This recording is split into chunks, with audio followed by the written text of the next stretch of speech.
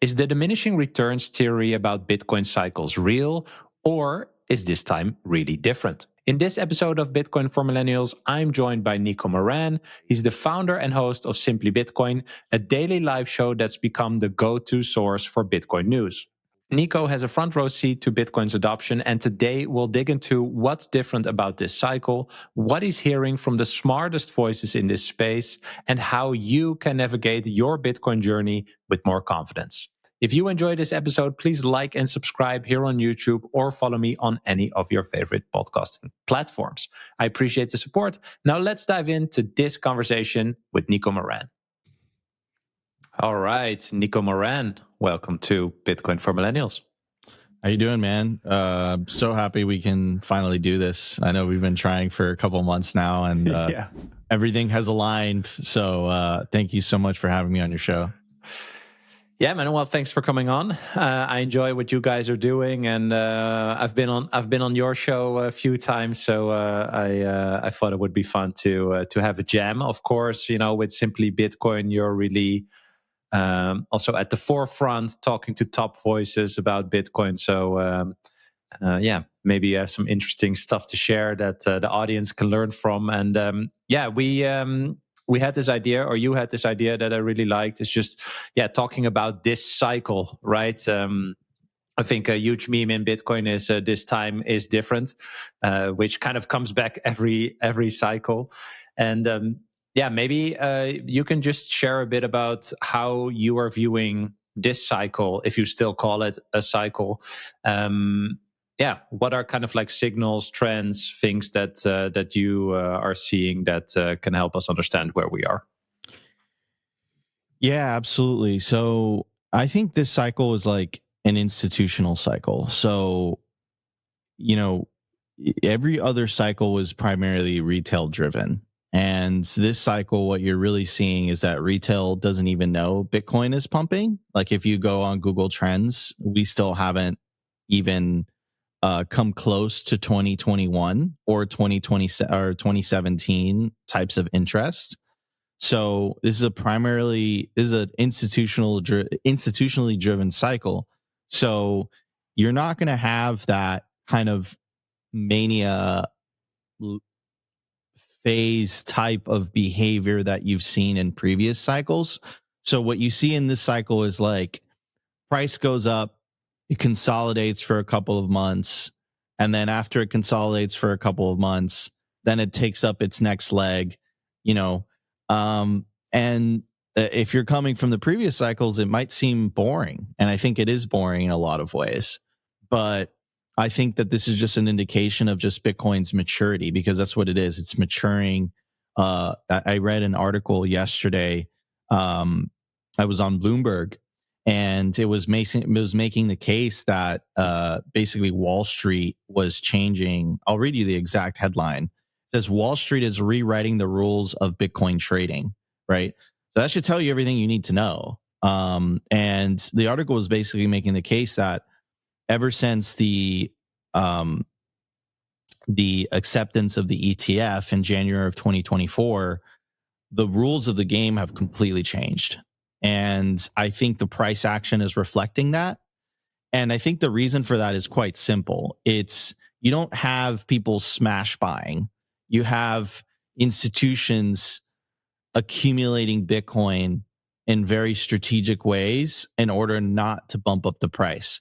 We saw kind of like 2017, 2021 era smash sell the other day when someone using Galaxy Digital sold 80,000 Bitcoin, and you saw what it did to the price, right? But we don't have that type of behavior anymore. It's like Michael Saylor is like sniping, vast quantities of Bitcoin, and he's doing it in a way to not mark up the price. He doesn't want the price to go up while he's buying $1 billion of the Bitcoin, right? So yeah, it is a very different cycle. Now, what I can't tell you is how is Bitcoin going to behave towards the end of the cycle? I don't know when that is. Some people are saying it's the end of the year, like always. Some people are saying it's heading into 2026. I know the summer months are always quiet, right? And then like towards the end of the year, it starts to pick up. Now, where will we end? Are we going to end at 200, 250K? I don't know. I don't think anyone knows. But what you can say for certain is that Bitcoin is definitely behaving different. Yeah, what I find interesting, and maybe we can talk about that to also help explain, is when I say cycle, maybe I even mean something different than when you say cycle, right? So how should we talk about a cycle? Because you just said, yeah, Bitcoin behaves different, but in my point of view, Bitcoin doesn't really change. It's more about the people that are paying attention, right? That are either just constantly buying it, or people that are trading it or still leveraging it, right? So when we talk about cycle, or maybe where this came from, is this just like the business cycle, or is this just following that image of the psychology of people in trading, right? So, and I don't know the exact terms that are on there, but you know what I mean, right? The one that like goes up, has a peak, goes down, and just we start all over again. Is it looking at it from that psychological angle, or more like business cycle, finance angle, or perhaps more in a technology adoption way, in a sense that we talked about cycles in the past, as in every 4 years. It's kind of like people find Bitcoin, they are interested to some degree, or they get triggered because the price goes up, or they just start studying fiat money, right? They get into Bitcoin, price goes up, they are happy. Some people don't understand it enough, they sell. Other people that understand it less sell even more, right? Price goes down. But every turn, basically, people stick around, right? And the adoption grows. Like some percentage of people stick around, adoption grows, and so on. And that's how Bitcoin in general has been growing. So yeah, when I think about cycle, I would kind of like distinguish these three different ways you could look at it. What's your point of view? Like, how do you approach that, or how would you explain that to people? Yeah, that's a great question. So, what I'll say is, I think, I was having a very interesting conversation with a buddy of mine. It's very well known in the Bitcoin space. And basically, he was making the case that the Bitcoin cycle and the business cycle and the Bitcoin cycle are like kind of overlaying on top of each other. And he's basically making the case that, like, look, like the Bitcoin cycle is the business cycle. And a lot of it has to do as well with the overall money supply as well, which I think a lot of people don't take into consideration. But Arthur Hayes has wrote some incredible pieces covering this, about just the direct correlation between the overall global M2 and the price of Bitcoin, right? So essentially, the more the basically the higher M2 goes, the higher the price of Bitcoin goes. And then also the correlation between the quote unquote regular business cycle and the Bitcoin cycle. Now, do I think it's a coincidence that the so-called Bitcoin cycle is completely correlated with the business cycle? I mean, it could be a coincidence. Like, Satoshi could have launched it at the same time. I also think it's kind of weird that I don't think it's weird, but I think it is a big coincidence that the halving years happen to be on the years of the US presidential elections. Like, how convenient is that, right? So I think there is some correlation. Is it causation? I don't know, but it's a lot of coincidences, is what I'm trying to say. So Bitcoin custody is evolving, and OnRamp is leading this change with multi-institution custody, eliminating single points of failure. Instead of relying on one institution, OnRamp secures your Bitcoin in a cold storage multi-sig vault backed by 3 independent custodians, where no single party can move your funds alone, providing an unprecedented level of security. Your assets are protected by a 100 million Lloyd's of London insurance policy, with all transactions fully auditable on-chain and only executed at your direction. This means complete transparency and control over your assets at all times. Beyond custody, OnRamp provides comprehensive Bitcoin services that include trading, lending, inheritance planning, and IRAs. You can view them as your private Bitcoin banking partner tailored to your wealth preservation goals. Whether you're new to Bitcoin or an experienced holder, OnRamp's approach helps you secure your generational wealth with unmatched security and peace of mind. You can sign up at onrampbitcoin.com and use code BRAM, that's BRAM, to receive $150 in Bitcoin after your first deposit. If you first want to learn more, you can also book a free consultation via their website to speak with one of their Bitcoin custody experts. Tell them you came through me, and they'll take extra good care of you. My American friends, I've got something for you. If you're into Bitcoin, you want to grow your stack in any way possible. What if you could do it effortlessly just by spending your fiat? The Gemini Bitcoin credit card is designed to help you do just that by giving you instant Bitcoin rewards on every purchase. Just use it like any other credit card and earn back up to 4% on transportation, 3% on dining, 2% on groceries, and 1% on everything else. There are no annual fees for this card and no exchange fees to receive your Bitcoin rewards. Sign up to get your limited edition Bitcoin Orange credit card and earn a $200 Bitcoin bonus when you spend $3,000 in the first 90 days. You can find more information and terms in the description below, or go to gemini.com/Bram to sign up today and start stacking effortlessly. That's gemini.com/Bram. So, but yeah, I don't know if that answers your question. Yeah, well, it's funny you mentioned that, and I just looked it up because this is something that I read before. It's actually that when Bitcoin was launched, and having these cycles, or well, at the point that it launched, it actually aligned with liquidity cycles. And I'm just quickly glancing here to this article that says a liquidity cycle refers to the changes to availability and cost of capital in an economy over time. Periods of easy access to cheap capital, so low interest rates, are followed by periods of difficult access to cheap capital, which are high interest rates. And when you look at the history of Bitcoin, and you know that obviously also ties into M2 money supply. It seems as if this was intended, the launch around that time, to kind of like follow that.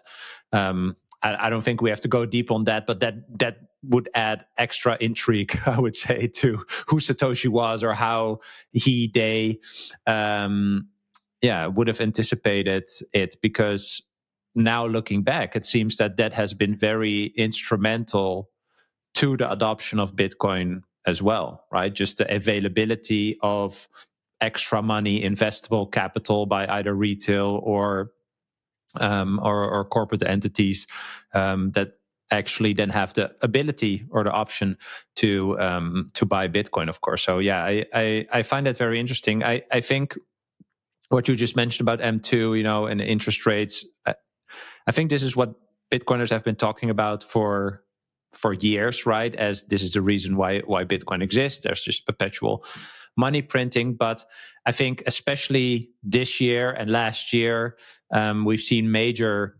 global shifts, high inflation, changing interest rates, or at least way more discussion about the interest rates, and headlines about de-dollarization, the dollar ending as a world reserve currency and stuff.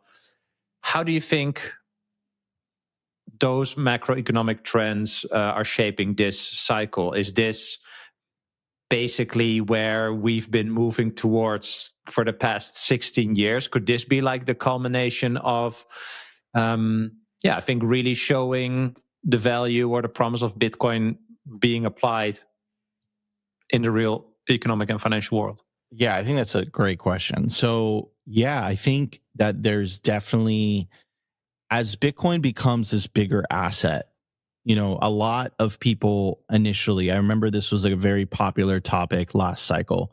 A lot of people were saying that, it's an inflation hedge. It's an inflation hedge. It didn't really act as an inflation hedge in a way. And a lot of people were basically saying it's an quote. You always heard this, Brandon. I'm sure you've heard this a million times. It's an uncorrelated asset. It's an uncorrelated asset. No, it's not. It hasn't been behaving as an uncorrelated asset.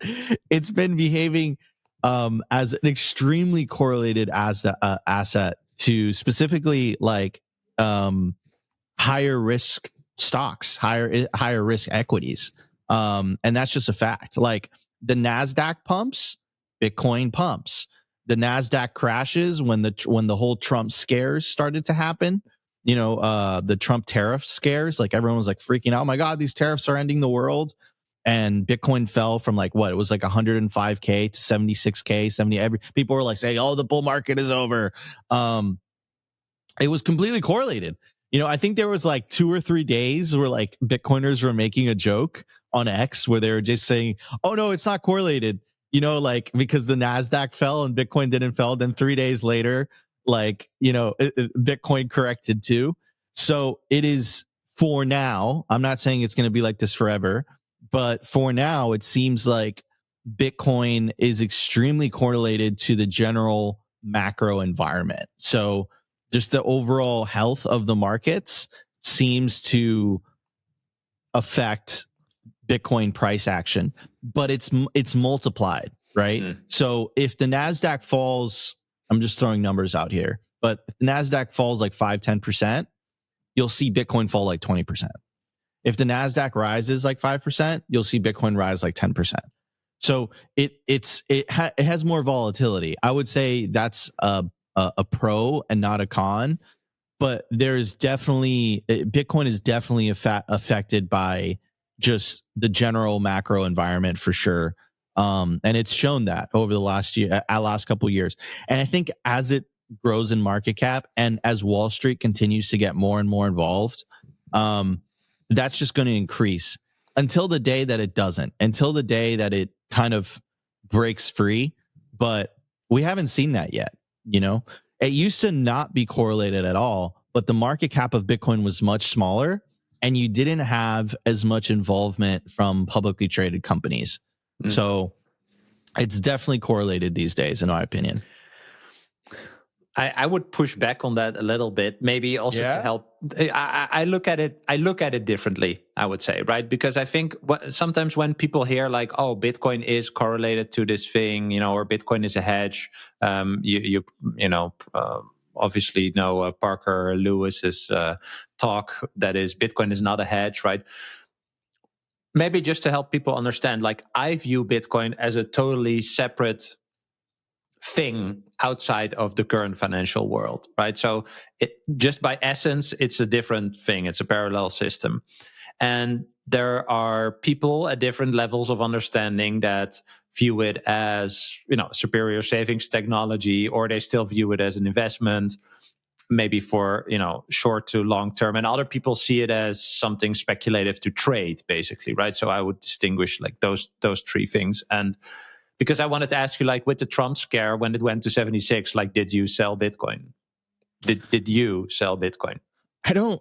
Yeah, I mean, I've been in this like, just I'm class of 16, so I'm coming up on my decade in Bitcoin at the moment, and I think for the first cycle, first 4 years of my Bitcoin journey, I was like in this like ravenous mindset of like accumulate as much as possible, don't sell anything. Now at this point, I have a business. I have a daughter. I have another daughter coming on along the way, and I just whenever there's like wherever like I need Bitcoin to live, I don't sell Bitcoin to trade, but like if I need Bitcoin to live, I'll sell some a little bit here and there. And then if I ever have extra cash flow, I'll buy some, but I'm not I'm not trying to time the tops or time the bottoms. No, but that's what I mean, right? Like, so you were not scared when it went down. You just hodled, basically, and that's kind of. I mean, because it's kind of like if I think that if you're in Bitcoin for multiple cycles, like you don't care anymore. Like, you don't. Because you've seen it. Like, I remember the volatility back in like 17 was nuts. Like I remember like. We started the year like under 1,000 and we ended the year at 20. And then the following year is at 3,500. Like the volatility on that is like effing wild, right? Yes. So, and then 21 was pretty crazy too. Like we went from 69K and then we went down to 16K. And then from 16K, we're now at 118K. So, I mean, you kind of just get used to it, you know? Like I've bought all the bottoms and I've bought all the tops and I've bought everything in between. Yeah. I think anyone who tells you they know where the bottom is or the top, like they're just lying. So yeah, I mean, yeah, I don't know, man. Like you gotta live a little bit on your stacks sometimes. Of course. That's where I'm at in my life right now, where I'm kind of like, you know what, like I want to go like on an extra vacation, or I want to enjoy with my, like, you know, like I have a family or like I have a business. Let me invest some money into my business. There's also really, really good like platforms where you can essentially use your Bitcoin as collateral to get like a cash loan.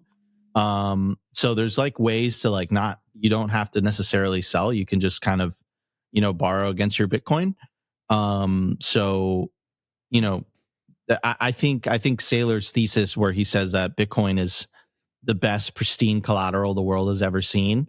I think more entrepreneurs and more products are going to be built around being able to use Bitcoin as collateral in order to tap into cash, because that's what a lot of people don't know.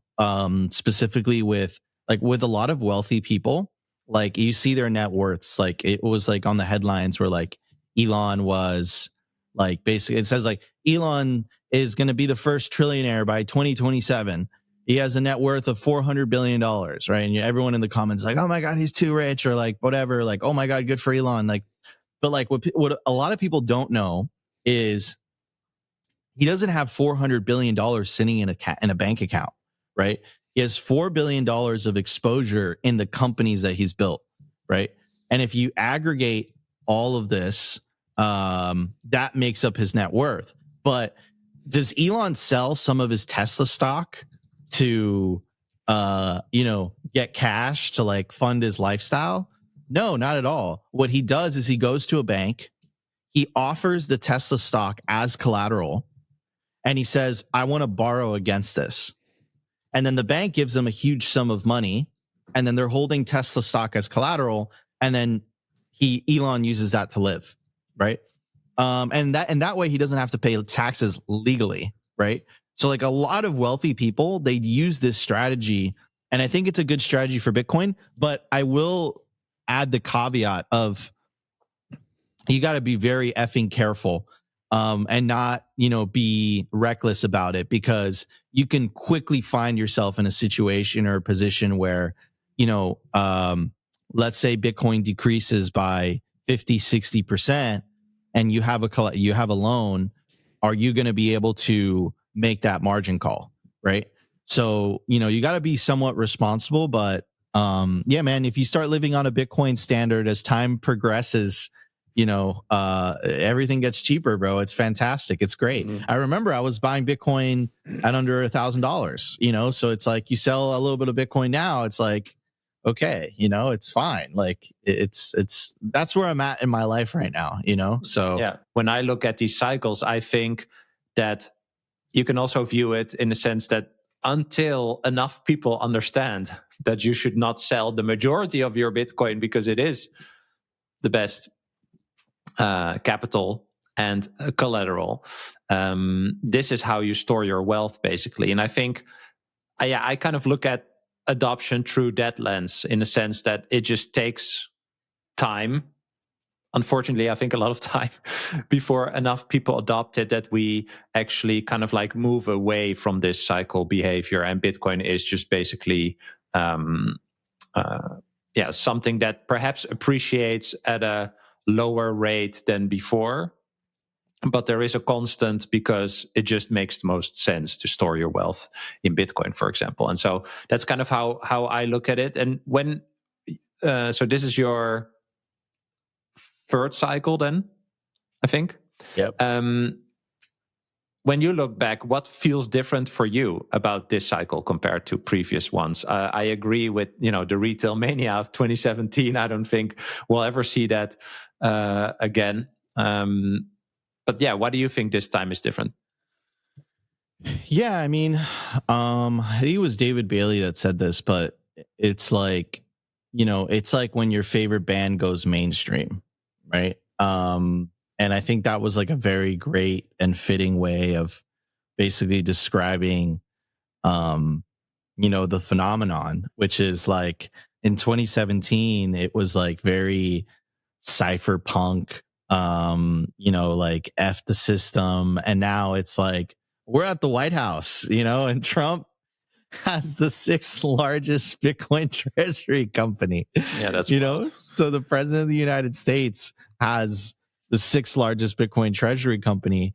So I posted this about a week ago, Bram, and I said, like, we've won. Like, I don't really have anything else to say at this point. Like, it's just a patience game now because, before this previous election in 2024, the November of 2024, like our industry was under attack. Like Operation Choke Point 2.0 was like, it was real and it was scary. Like they were arresting everybody. They arrested Arthur Hayes, CZ, the Samurai Wallet developers. They were going after the mining industry. They were going after everyone, right? Like they shut down pro Bitcoin banks like Signature Bank. They just shut it down, right? And it was pretty scary. There was a lot of uncertainty in the air. That isn't the case. That isn't the case anymore. There's a lot more certainty now. And it feels much more like we've won. But simultaneously, I think a lot of the volatility is going to decrease, right? That's what I'm kind of seeing right now. Like, I know that there's another opinion on this that they're basically saying that, look, Nico, there's going to be an S curve. And once we hit that S curve, like, you're just going to see this crazy adoption stuff. From my perspective, I'm not seeing that at all. I'm seeing this slow, methodical, institutional, smart money adoption of Bitcoin. And we're going to have price movements, consolidation, price movement, consolidation, price movement, consolidation. Can we still have 50, 60% corrections? Yes. But do I see Bitcoin correcting 80% in the future? No, unless it's like this crazy mania, like we hit $500,000 at the end of the year, things go absolutely bananas. I just don't see, I don't see things. I don't see things going as crazy as they were in the past. Yeah. Yeah, I think those big crashes mainly came from lots of new people that eventually started selling at the top, probably, and that has a cascade. But that's actually, what I meant before, this step change every time of people that understand Bitcoin and eventually are not scared to hold it through some downturn. I think that group is bigger and bigger. I think when you look at these hodl waves, right, like how much Bitcoin hasn't moved in like 1, 2, 3 years, I think, or like even 5 years is almost at 50%. I think 3 years is over 60. Or sorry, other way around. But yeah, I just think that kind of grows. But the S-curve adoption is an interesting point, because I wanted to ask you, what do you think about diminishing returns? I find this a very interesting discussion, because I really believe that we are extremely early still, like just extremely, extremely early. I cannot emphasize that enough. Because I think many people, and I also learned this along the way, like we don't understand how much capital there is in the world. We don't understand how much money there is in the world. And Bitcoin at 2 trillion or just over 2 trillion is just a very tiny speck of, like, what is it, like the 700 or 900 trillion of possible ways to store wealth. So we have a possible like 350, 400x still coming if most people realize that this is the best way to store your value. So there's a huge upside, and I think we're still early. But you just mentioned, you see like a slow and steady adoption, which also when I talk to the power law guys, they show diminishing returns. So the volatility goes lower, but the actual gains also procentually, right? They will be lower. It will continue, but they will be lower. Whereas, people like Plan B with stock to flow and other more, I think people that look at it from a technology angle, yeah, look at this S-curve adoption. I think Fidelity, looks at it like that. So yeah, I find it an interesting discussion, and I wonder what you think, because diminishing returns combined with like a 400x upside for some people doesn't compute. If you want to self-custody your Bitcoin stack, I recommend the Blockstream Jade Plus. I've been using this premium Bitcoin-only hardware wallet for a few months now, and I love its design and ease of use. What makes it stand out is its open source hardware and software, and Blockstream's unique genuine check, which makes sure that your device is authentic. No backdoors or compromises. You can connect with the Jade Plus however you want: Bluetooth, USB-C, or you can go fully air-gapped with its built-in camera for cable-free QR transactions. The metal case feels solid and the color screen is easy to read, and it connects with your favorite Bitcoin apps like Blockstream Green, Sparrow, and Electrum. Get your Jade Plus today at store.blockstream.com and use code BRAM to get 10% of your entire order. Let's talk about something that not a lot of people think about before it's too late. Where are you storing your Bitcoin seed words? Are they truly secure? I found my solution with StampSeed. It's an elegant all-in-one titanium plate solution with no separate pieces to lose or manage. Your seed phrase gets permanently stamped into pure titanium that withstands fire, survives water, and lasts for generations. Unlike shallow etching methods, StampSeed's patented tools help you to deeply stamp every letter for permanent readability, protecting your financial legacy. When you order a titanium seed plate from StampSeed, you can also upload a custom design or your logo to customize the back of your plate to make it fully personalized. Paper seed phrases are a disaster waiting to happen. Secure your Bitcoin with StampSeed for decades to come. Visit stampseed.com and use code BRAM, that's BRAM, to get 15% off your order. Yeah, so like there's two things could be true at the same time, right? So are we having diminishing returns and decreased volatility since the 2017 bull market? Yes. Is there still a fantastic opportunity in Bitcoin? Absolutely. So two things could be true at the same time. Now, I think things are just going to take longer. So can we still get a 10x? So like you put in, and remember, like most people don't get a 10x in their lives, right? Like the rule of thumb is like the S&P doubles, like I think it's like every 10 years or something, right? So a 10x return is fantastic. You put in $100,000, you get $1 million, you're a millionaire now, right? It's a fantastic return, but is it going to happen in a year? Yeah, I mean, it's just a matter of the market cap is so big. Now, that being said, let's talk about the opportunity, because that's really exciting stuff. So the total addressable market of Bitcoin is $900 trillion today. As global GDP rises, that total addressable market is going to become bigger and bigger, right? Let's say Bitcoin just reaches half of that, right? So let's say 450 trillion. So 450 divided by 2, that's a 225x, right? So you put in $100,000, you walk away with $22.5 million, right? You're extremely wealthy in basically anywhere around the world. So like, where else are you going to find that level of guaranteed opportunity? Nowhere else. You're not going to find it. It doesn't exist, because nothing else is as sure as that. And I think when I was talking to like James Lavish or like Greg Foss, like the way that they would phrase it is like, for risk adjusted return right now is the best time to buy Bitcoin, because in 17 or in 21, you didn't have BlackRock saying this thing is awesome. You didn't have the US government saying we're not going to ban it, right? It was a lot more uncertain back then. There were the hardware wallets that exist today didn't exist. The exchanges that existed, they were the Wild West.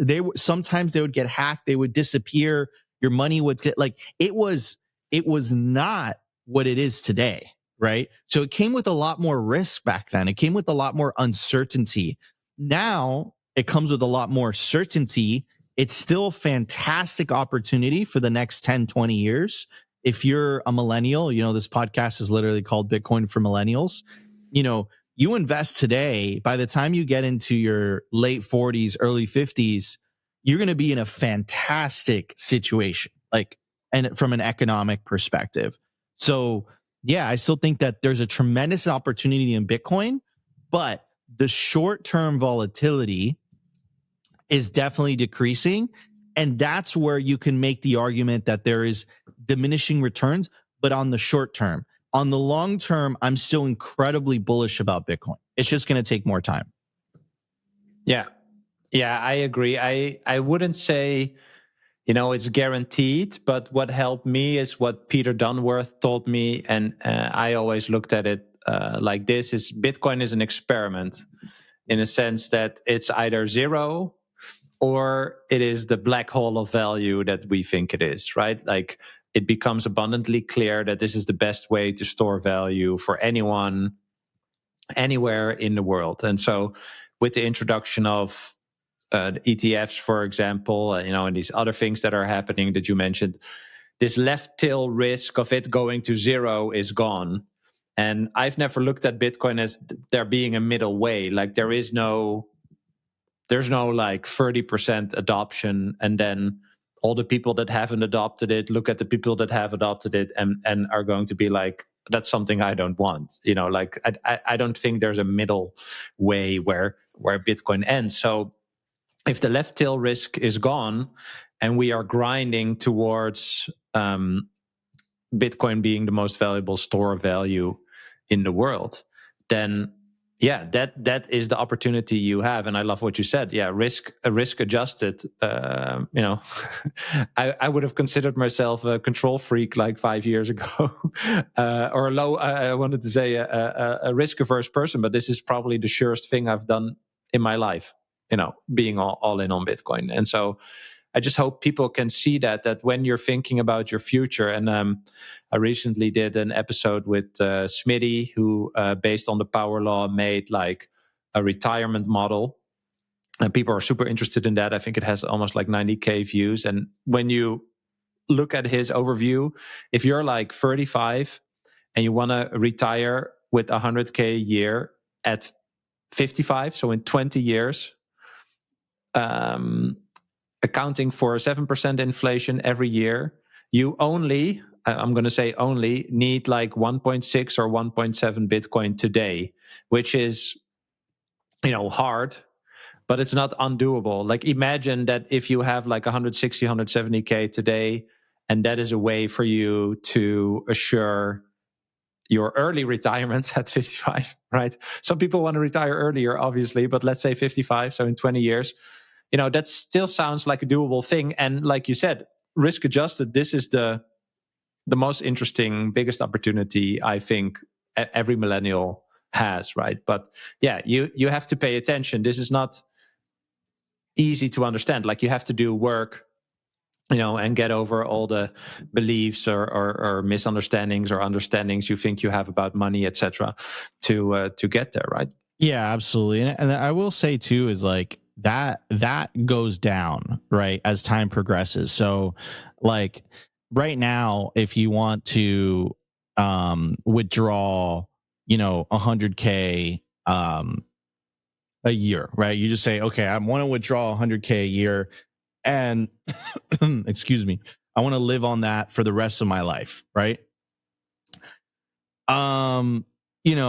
It's going to be somewhat expensive, right? It's going to be, I think, like I'm just looking at kind of like the different age groups. It's going to, it's going to require like a nice chunk of Bitcoin.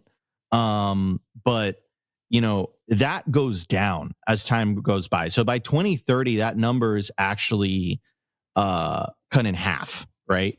So I want to look at some of these because I loved his work, like just breaking down like the numbers of it. Yeah, like here it is. Like, how much Bitcoin need to retire 100 by withdrawing 100K a year, right? And then he like kind of breaks it down. So if you're 35 in 2025, you need about 10 Bitcoin, which is a lot, especially if you just got in the last cycle or two. But by 2030, that number goes down to 4. By 2035, that number goes down to 2. By 2040, that number goes down to 1, right? So, and then by 2050, that number is actually 0.6, right? So, like, it just gets progressively lower and lower as time goes by. So that'd be my advice. And also too, like, I love American Hodl's. Like, he kind of memeified the F out of this, but basically the way he put it was like do whatever you can to get to 6.15, like 6.15, eternal riches, and the other part that I can't say on the show. I think this cycle, and I think you have like 2 or 3 years to make this happen before it becomes impossible. I think this cycle, the goal for everybody should be to get to 1, right? Like, so do whatever it takes to get to 1 Bitcoin. And if Michael Saylor's prediction comes true, you're holding on to $13 million in 20 years. So if you just get to 1 Bitcoin and you just save, you're worth more than $10 million in 20 years, which is fantastic. You're never going to get that anywhere else, right? This is what people don't understand. Like, you're never going to get that. You can speculate on companies and, invest in an index fund or whatever it is, but you're never going to get that type of level of opportunity and an investment anywhere else. I think the last time people went through the monetization of a commodity or a new asset was oil, which is, I'd guess, over 100 years ago, probably further. Which I find very interesting when you just think about, like, just the moment in time that we live in. I think it's just almost unbelievable that we get this opportunity to, take part in that sense, right? And see that happen in front of our eyes. Of course, there are still many people that don't see it or don't want to see it, but that's what I just also meant. Like, if you do the work, you can actually see that this is just an amazing opportunity in time that we, for some reason, get to secure a future. Like the boomers got real estate, and Gen X got the S&P 500, and I think we get Bitcoin. So yeah. So I think it's a fantastic opportunity. And again, like, you kind of just have to, you have to lower your time preference. You have to spend as little as you can when you're like in the accumulation phase of your life. And things get better. Like, it's another part to Graham that I think our generation, it was like completely stolen from us, which is like, like, we are poorer than our parents. We don't have the opportunity, the economic opportunity that our parents have. A college degree is not a guarantee for success, right? Anymore. You kind of have to think outside of the box, right? And Bitcoin is that. Bitcoin allows you to think outside of the box. And it is the way out, right? And another thing too is I had a really fascinating conversation with Jeff Booth. And again, it impacted me so much because the way that he phrased it was like, the natural state of a free market is deflationary. So we should all be benefiting from the world getting richer, the world getting more productive, and the world essentially benefiting from all these fantastic technologies. But we're not benefiting from it because the money that we earn is constantly being debased. And if you are, which tends to be the younger generations, if you're in the lower or middle classes, you're saving and earning in fiat, meaning your savings and your earnings are constantly being debased. I think with Bitcoin, even if you don't reach 1, even if you just switch to living on a Bitcoin standard, your savings are just going to increase over time, right? So like that $100 that you can put aside every month, I do the math with people all the time, right? So that $100 that you could put aside, right, every month, which is not a ridiculous amount of money. You multiply that by 12, that's $1,200. You multiply that by 4, that's $4,800 of saving $100 a month for the next 4 years. I told you the total addressable market of Bitcoin is 900 trillion. You divide that by half, it's 445 trillion. You divide 445 by 2, which is the current market cap of Bitcoin, it gives you 225.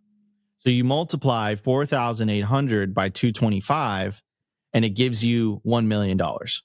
So you can be a millionaire. So $1,080,000.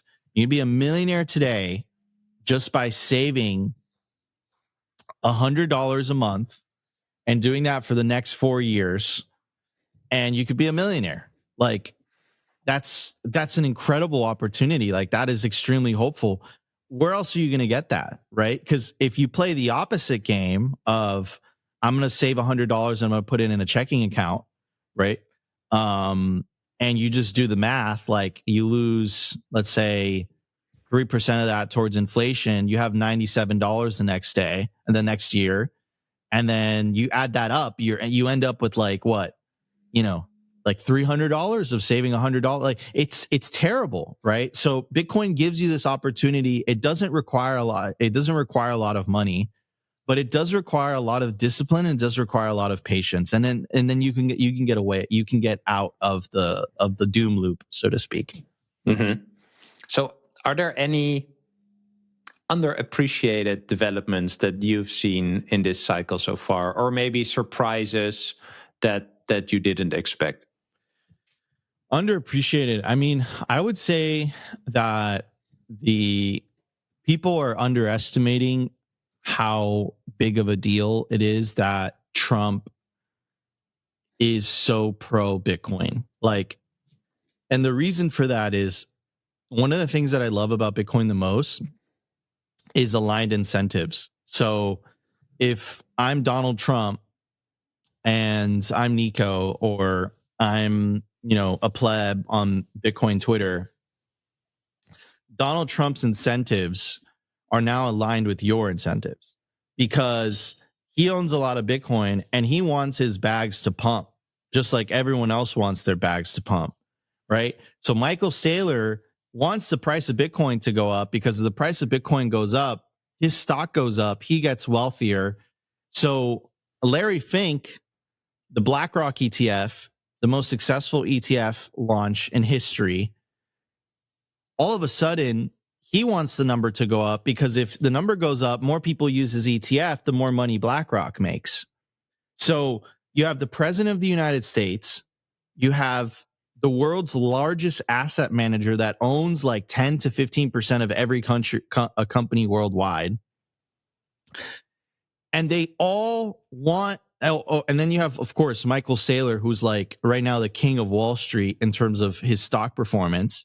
And they all want the same thing, which is they want number go up. And if you're a pleb, you're going to benefit from them wanting number to go up. Max Kaiser has a phrase for this, and I absolutely love it. He's like, Donald Trump's the Bitcoin employee of the month, right? Like that, like encapsulates what I'm talking about. Mm-hmm. So yeah, people underestimate how powerful incentives are. And when you have, again, I laid it out for you, President of the United States, the chairman and CEO of the world's largest asset manager, and then you have Michael Saylor, the darling of Wall Street at the moment, and they all want the same thing.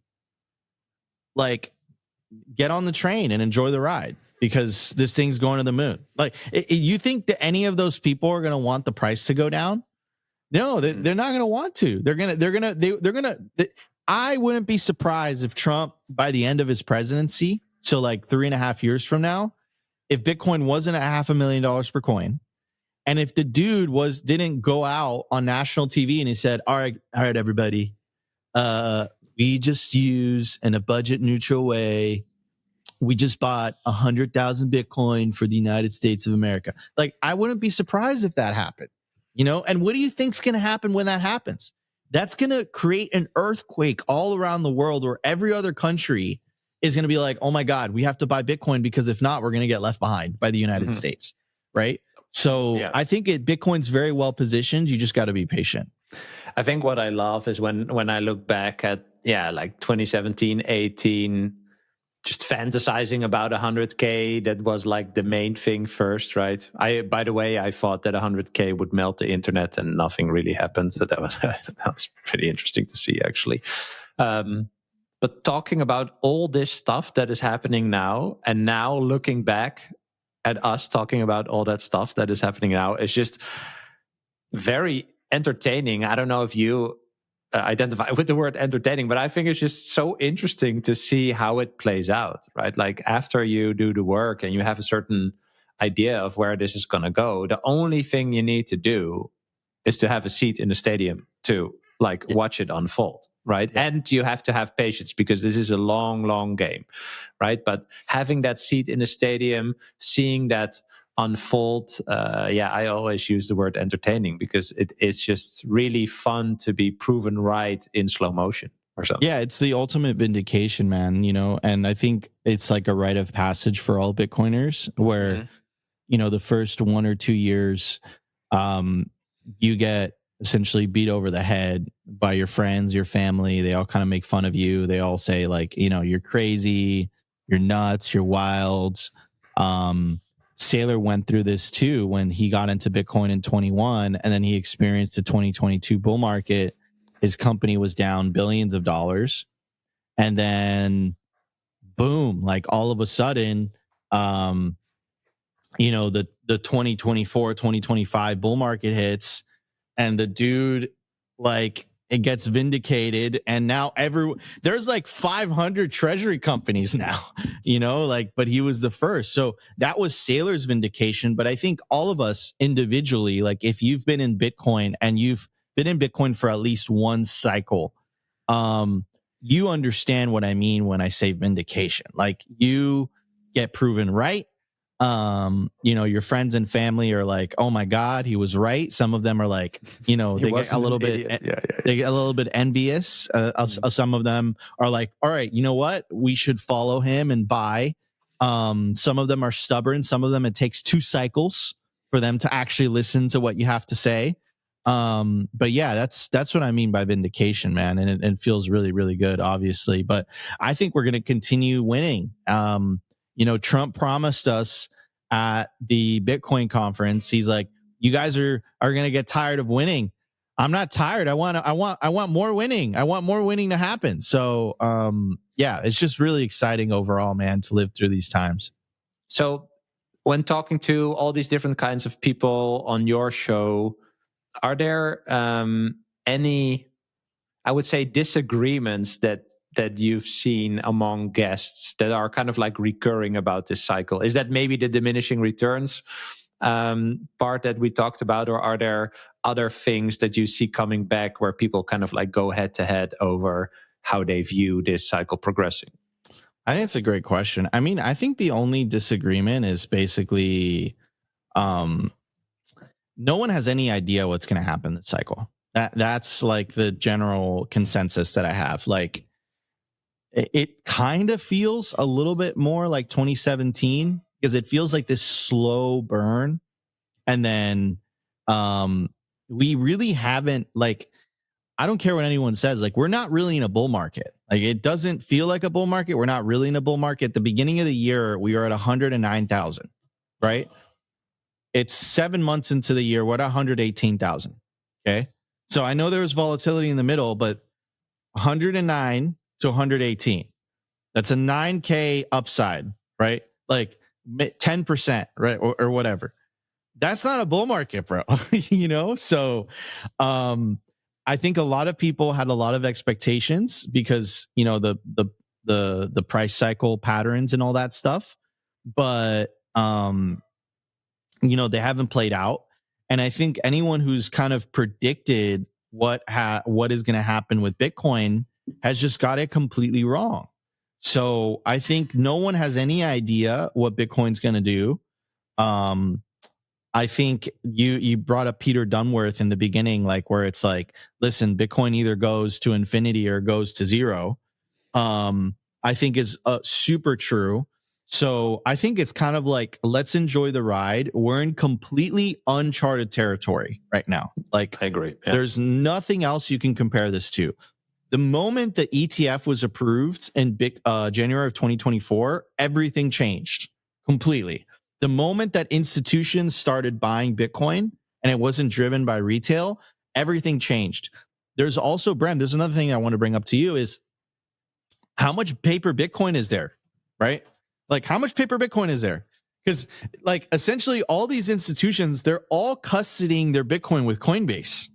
So you have to take Coinbase's word that X, Y, and Z has the Bitcoin they say they do. What happens in 4 years when you add up all the outstanding Bitcoin and all of a sudden there's 24 million Bitcoin?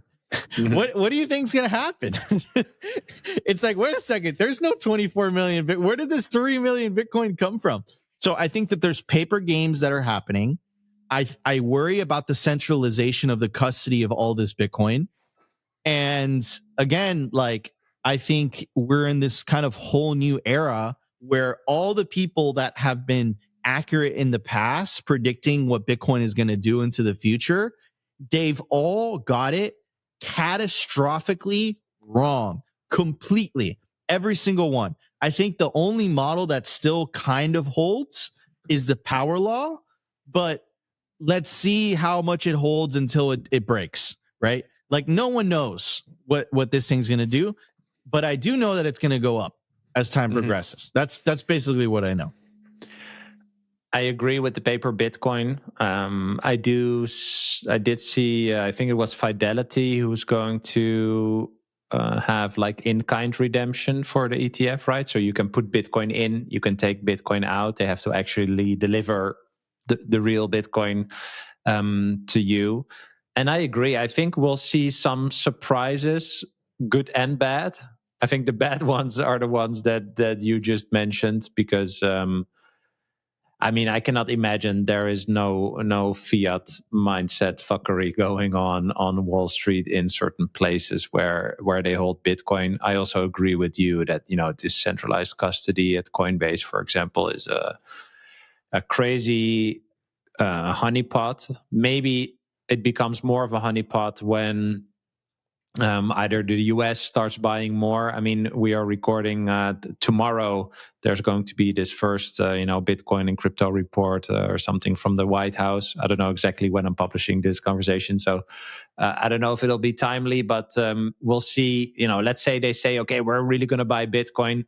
I think the attack factor also opens up in the sense that if other countries start buying Bitcoin, they could be targeted, but also just the US. Like, how are countries going to battle or try to harm each other with regards to Bitcoin accumulation and stuff? So, yeah, I agree that this is just really hard to predict. On the other side, I do think there can also be some catalysts, like nation state type adoption broader, that could really squeeze the supply, which I'm just still waiting for it to happen. Like, I want to see what that looks like, right? Because we'll see how much conviction there is in the people that currently hold Bitcoin when the price really goes up, when we hit this supply shock. Yeah, I think that's a very, very, very, very good summary. And, you know, let's see. I think that's the question, is like, when is this supply shock going to happen? Because I think a lot of frustrations this year came from, you know, like, you hear, I said this in the beginning of the year. I said, like, this is the most bullish cycle from a news perspective. It makes my job incredibly easy to make content every day. But from a price action perspective, this has been one of the worst cycles ever, bro. This is boring. It's super boring, right? Yeah. So, like, you know, when are we going to have, like, you're hearing Michael Saylor's buying 2 billion here, Fidelity's buying 5 billion here, Jack Mallers is buying 2.4, and you're just like, wait a second, like, you're buying all this Bitcoin, why is the price not going up? I don't understand, right? And then that's when the whole paper Bitcoin thing starts going in the back of your head. It's like, maybe they're just buying this paper And that's obviously not going to make the price going to go up, right? If they're just buying paper Bitcoin. So yeah, man, I think we're in completely uncharted territory. No one has any idea what's happening. So just enjoy the ride. I agree. All right, some short questions to wrap it up. And I think you're a good person to ask this. What I learned when I started my podcast is that I've been in Bitcoin way longer than the past almost 2 years. I'm doing the podcast, but at one point I just felt the invitation to actually contribute, and then I thought, okay, why not another podcast, right? But later, I think it was Tuur de Meester or Thomas Strolight, I think it was Tuur, that said, like, yeah, with every cycle, there are new people that decide, hey, this is a thing that I would like to contribute to, right? And so basically the voice of Bitcoin's community, and just the people that spread the message of Bitcoin even further just also grows each cycle. And yeah, I just want to ask you, like, how have you seen that evolve? I like what you said about 2017 with the amount of resources or the risk that was involved. Imagine me in 2013, 14. There was literally nothing. I was trading Bitcoin on this random Chinese exchange that eventually also blew up. I mean, I even bought Bitcoin in second, or like I bought tokens in Second Life with my credit card and switched them to whatever. Like, there's now so much education, so much different voices that talk about Bitcoin, that shape the Bitcoin culture. And yeah, how do you look at like new entrants, new educators, new podcasters impacting this culture and kind of like the direction of Bitcoin with each cycle? Yeah, so I think there could never be too many Bitcoin podcasts. I think, when I started Simply, Bitcoin only media was in its infancy. There was no Bitcoin only podcasters. There was like maybe like McCormack, but like he didn't really get famous until 2021, like until the cycle started. That's really when like the Bitcoin only podcasters started getting famous. Before that, it didn't really exist. So now what I'm seeing is like someone like yourself who's incredibly talented, your channel's growing. Robin Sear, he's really good. Luke Mikic is great. So you have more and more like rising stars, so to speak. And it's fantastic because all you guys speak to different audiences. Like you guys have crossover audiences for sure. Like I guarantee you have very like people that watch your channel watch Simply, and people that watch Luke watch your channel, and like whatever.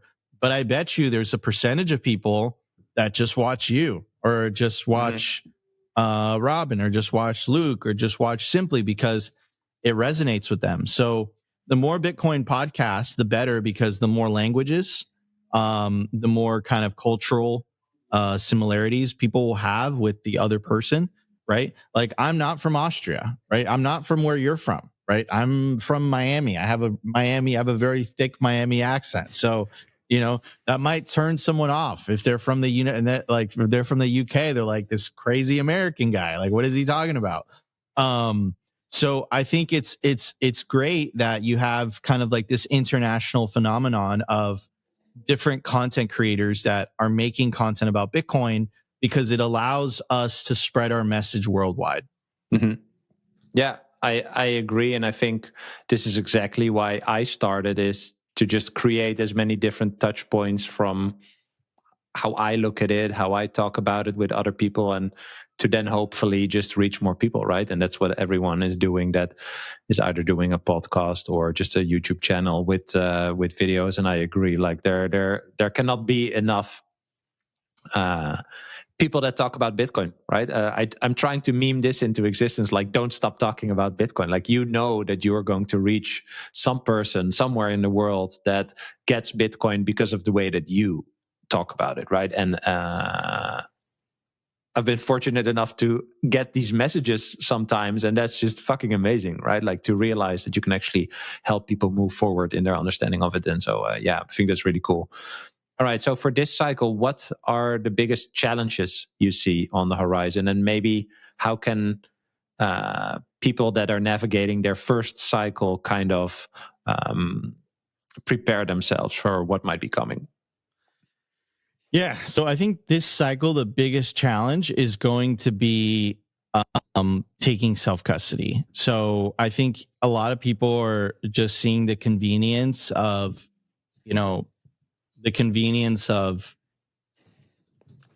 buying the ETF or buying MicroStrategy. And it makes it extremely convenient, especially if you have your money within the traditional financial system. I think this cycle, it's important to remember that self custody is the revolution. Like, if we actually want things to change, do we actually want the world to move in a better direction? You want your Bitcoin in self custody. Learn how to put your Bitcoin in cold storage.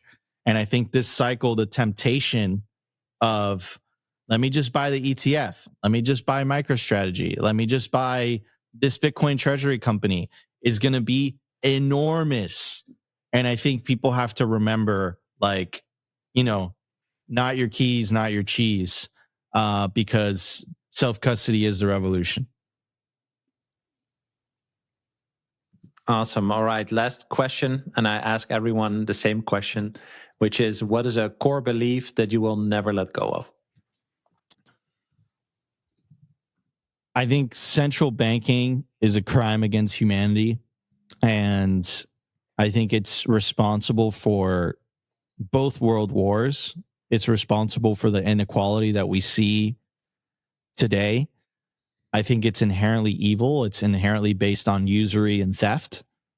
And I think our job is not done as Bitcoiners until we end the very institution, the very idea of central banking. That's a very strong core belief that I've had since the early days of me getting into Bitcoin. I don't talk about it as often as I used to, but it's something that I still believe in very strongly. I think I couldn't agree more. Actually, yesterday I started watching Zeitgeist again. You know that documentary? I think I've seen it before, yes. There's 3 parts, and the last part is about central banking, which is eye-opening to say the least. So I would invite everyone to check that out. And yeah, man, thanks so much for this conversation. I hope people got a little bit more insight as to how to approach this cycle, how to look at it. And yeah, hopefully they found it valuable, man. Like, thanks for your time. Appreciate it. Thank you for having me on, dude. I really appreciate it. Cheers, man. I hope you enjoyed this episode. If you did, you can click here to find more just like it, and click here to find all Bitcoin for Millennials podcast episodes. Also, please like this video if you want to help shine a light on the message of Bitcoin, and subscribe to my channel to stay connected. I hope to see you for a next episode. Bye.